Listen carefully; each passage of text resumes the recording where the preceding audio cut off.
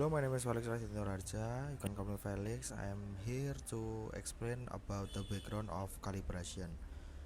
Calibration is the process of configuring an instrument to provide accurate measurement by comparing it with a known standard.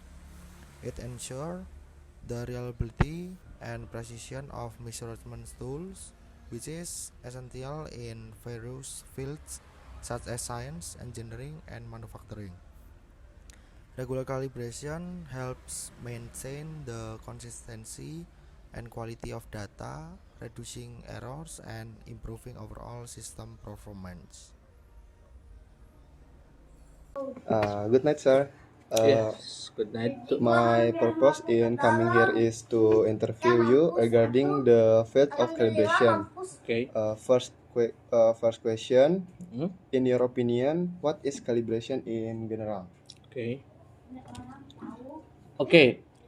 Calibration is not by my opinion or anyone opinion, but it is by must be by ISO 17. Oke, jawab bahasa Indonesia aja.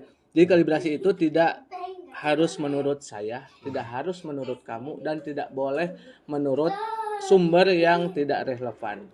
Kalibrasi itu sebuah apa ya? Sebuah apa ya? Kegiatan yang harus berdasarkan standar acuan. Jadi membahas kalibrasi itu sama dengan membahas agama. Tidak boleh sembarangan, harus berdasarkan sumber yang terpercaya, sumber yang dipercaya, dan sumber yang disepakati oleh seluruh insan dunia pengukuran yang kita sebut dengan metrologi, dan ini bersifat secara internasional.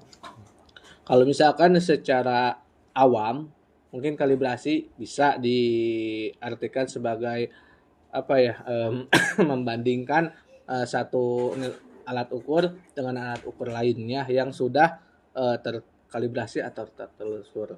Tapi khusus kalibrasi yang ada di Indonesia dan ilmu tentang kalibrasi itu harus berdasarkan ISO 17025. The second question is why measuring instrument needs to be calibrated?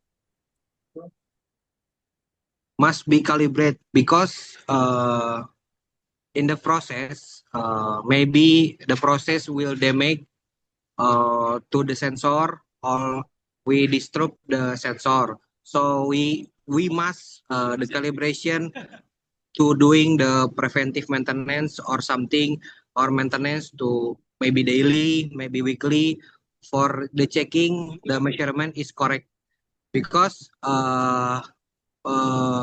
maybe sometimes the process will damage the sensor and make the measure is bad measurement. So the third question is why if the instrument measuring is not be calibrated?